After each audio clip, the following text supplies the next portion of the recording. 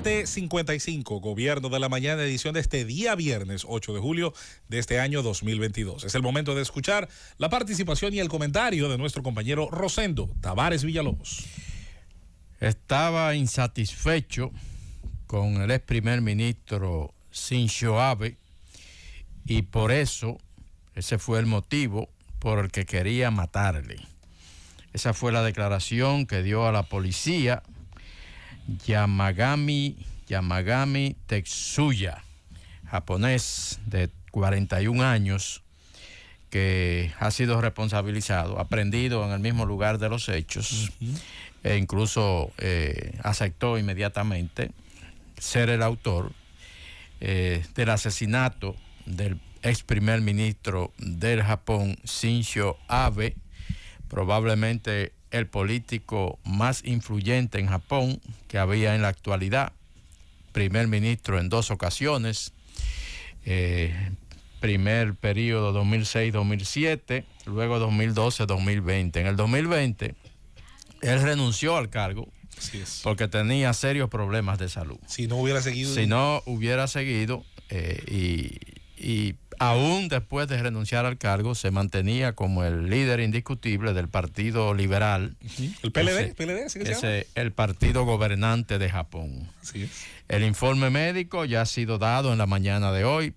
Japón es un país donde las cosas se dicen. Pasó esto y ya. Así es. Entonces, tan pronto ocurrieron los acontecimientos, los mismos organismos de socorro que le trasladaron al hospital, Cuerpo de Bomberos, por ejemplo, dijeron que estaba gravemente herido y que no presentaba ningún signo vital. Ya se dio el informe en el hospital, dice el jefe del equipo médico que le atendió, que llegó sin signos vitales, que recibió un balazo que le atravesó el corazón y que pese a un esfuerzo de más de 4 horas y media tratando de revivirlo, eso no fue posible y entonces se declaró oficialmente la muerte del ex primer ministro del Japón, Shinzo Abe. Él era un político, como dijimos, es un líder indiscutible. Lógicamente, siempre hay gente que no está de acuerdo con alguna de las posturas. Él era considerado un ultranacionalista. Así es. Y en su agenda tenía principalmente el tema, fue su principal interés, reescribir la Constitución Pacifista de Japón de 1947, redactada por Estados Unidos, por Douglas MacArthur, donde Japón renuncia a la guerra. Sí. Entonces, él quería reescribir, cambiar esa Constitución, porque él decía que las circunstancias ya habían cambiado demasiado. Y tenía razón, sí. Rosendo, tenía razón. En 1947 Estados Unidos tenía tropas en Japón y las mantuvo por décadas y todavía hay bases militares estadounidenses. Abe surge en un esquema donde China, además de triunfar económicamente, comienza a imponerse geopolíticamente en Asia, comienza a desarrollar su collar de perlas alrededor del continente asiático, a exigir el mar de China, a exigir los islotes que estaban en áreas donde simplemente se había dejado el tiempo correr, a presionar a Taiwán. Corea del Norte pasa, como digo yo, de Nerón a Calígula, pasa de un líder que era inestable a uno que para mí está clínicamente loco, pero bueno, y en esa situación Japón, con la población que tiene, 130, 140 millones de habitantes, con el peso económico que tiene, ¿qué hace? Bueno, los constitucionalistas japoneses tienen décadas buscando bajaderos, buscando vacíos grises y desarrollando lo que ellos llaman sus fuerzas de autodefensa. Dicho sea de paso, el magnicida, Rosendo, para volver contigo, es un veterano de la Marina, de lo que le llaman la fuerza de autodefensa marina. El ejército japonés. Y de la parte del mar, esencialmente. Es un veterano de 40 años. Entonces, ¿qué ha hecho Japón? Tener el 6º, a veces el 5º gasto militar del mundo, una enorme tecnología. ¿Por qué? Porque no estamos, como decía Abe, en 1947, estamos en el siglo XXI con retos del siglo XXI.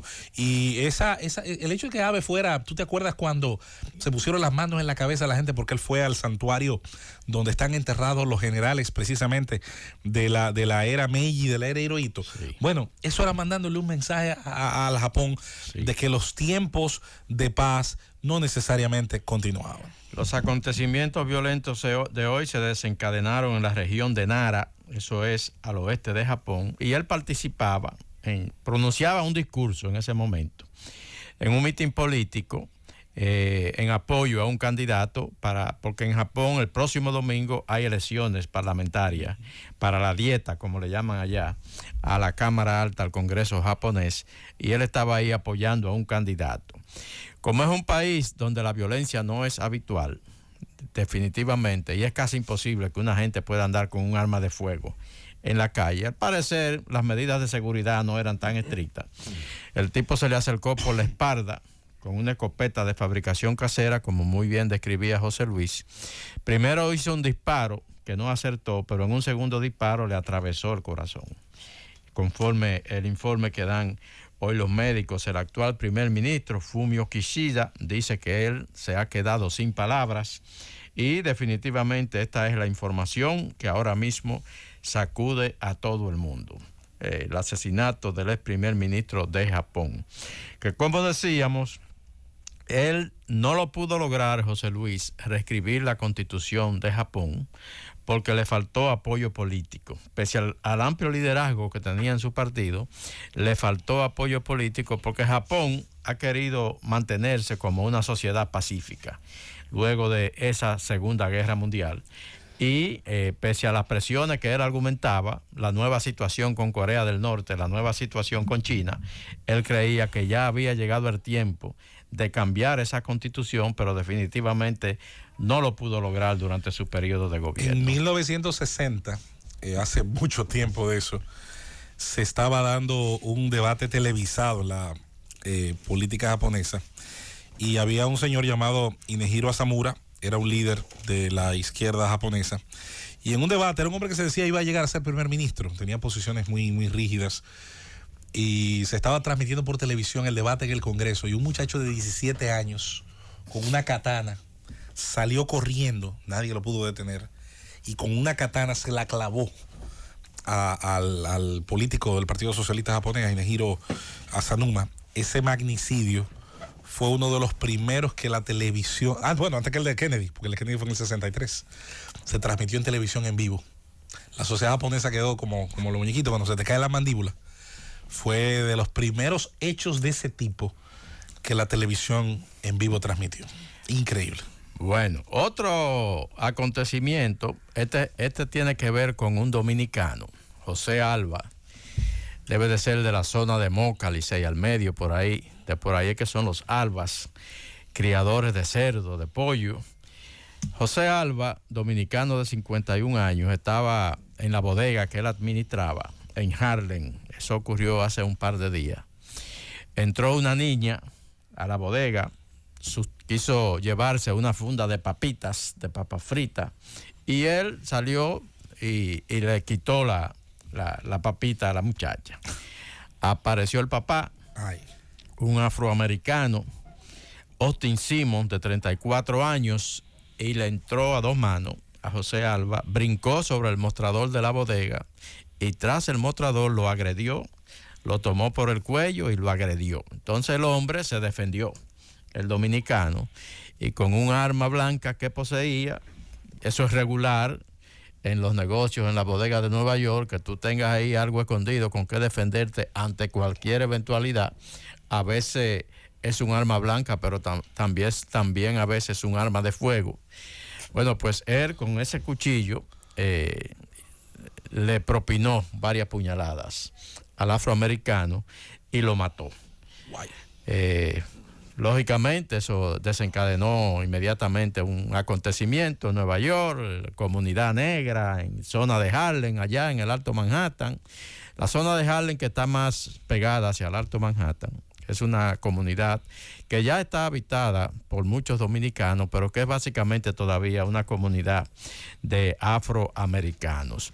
Bueno, pues lo llevaron preso a José Alba, lo llevaron a Riker Island, la cárcel, con una fianza de 250,000 pesos. Pero luego, dólares, perdón, sí, gracias Nayib.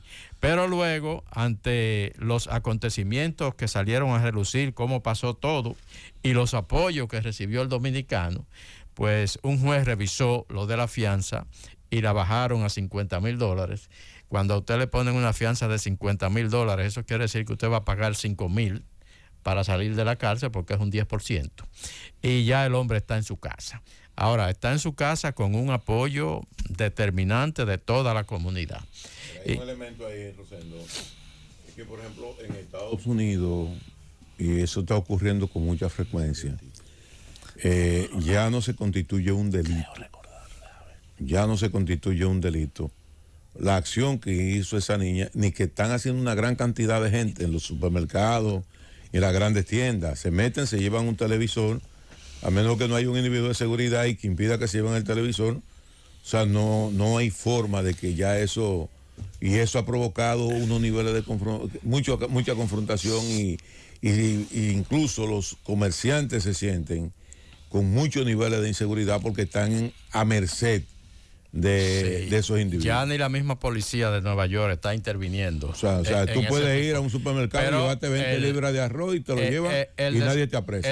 El desenlace no fue porque la niña se llevó, el desenlace es por el ataque que pero el lo que te padre digo le es, hace. a lo que me refiero es, pues, tomando como referencia ese hecho, en los Estados Unidos, hace unos 2 o 3 años, no sé si fue a raíz del tema de la pandemia o cómo fue, ya eso no se constituye un delito. O sea, tú puedes ir a un supermercado. Estamos hablando de los últimos meses. De los últimos meses, sí. Y hay estados en que ya la policía ni siquiera interviene. Que tú como comerciante llamas a la policía, mira que hay un grupo de gente llevándose mercancía y la policía no tiendas, farmacias, bodegas, eso ha estado ocurriendo. Entonces, el dominicano José Alba salió anoche de la cárcel. Está en su casa, luego de que se pagara una fianza de $5,000. El alcalde Eric Adams personalmente lo defendió y dijo que ese era un neoyorquino de trabajo, un hombre honesto, que estaba haciendo su trabajo y que fue atacado en su propio negocio. Porque fue dentro del negocio, ¿no? Sí, claro, por una persona violenta que voló sobre el mostrador. Incluso y lo hay atacó. Hay un video donde se ve. Está todo el video desde la discusión, Así cuando es. están peleando hasta cuando él lo puya, porque realmente él lo puya y no se nota.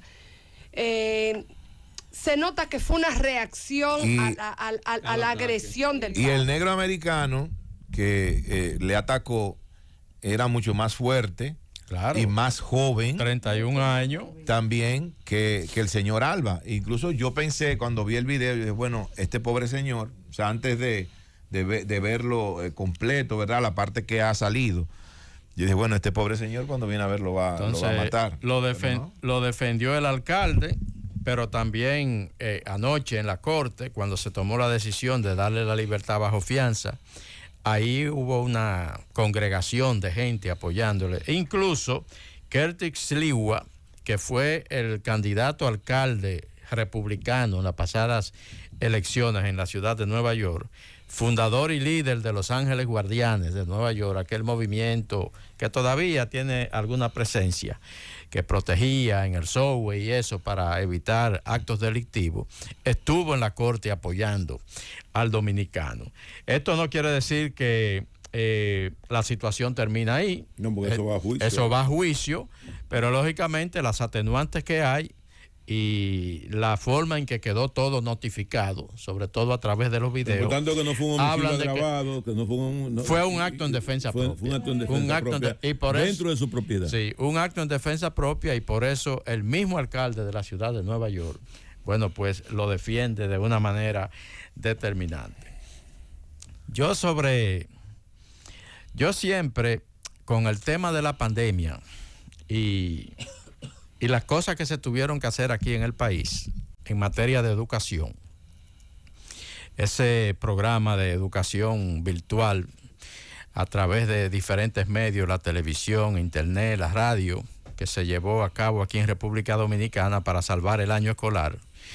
Anoche precisamente hablaba el ministro Roberto Fulcar en una conferencia en el Centro León en Santiago, donde explicaba cómo fue todo aquello y donde decía que se salvó, que el 98% de los estudiantes dominicanos estuvieron recibiendo educación durante los tiempos de la pandemia. Ahora, ese programa ha recibido muchos ataques en el país, sobre todo de algunos medios de comunicación, que uno no entiende por qué. La gente piensa que quizás porque relacionados con esos medios se sintieron afectados en sus intereses. Ahí se movieron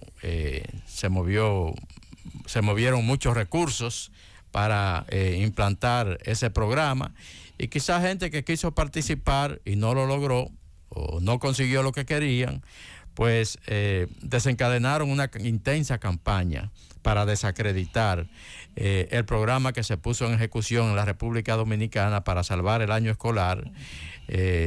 Independientemente de que ya los beneficios de ese programa han sido reconocidos por organismos internacionales, por universidades internacionales, incluso universidades europeas, todavía aquí se ha insistido mucho en que eso fue un fracaso y en que realmente se perdió el año escolar básicamente en la República Dominicana. Recientemente el Banco Mundial publicó un informe donde decía que en la América Latina hubo un retroceso de unos 10 años en materia de educación producto de la pandemia, y aquí en la República Dominicana inmediatamente se quiso decir que ese informe estaba señalando que en la República Dominicana retrocedimos 10 años en materia de educación, producto del fracaso de esos programas y esas decisiones que se tuvieron que tomar durante la pandemia. El mismo Banco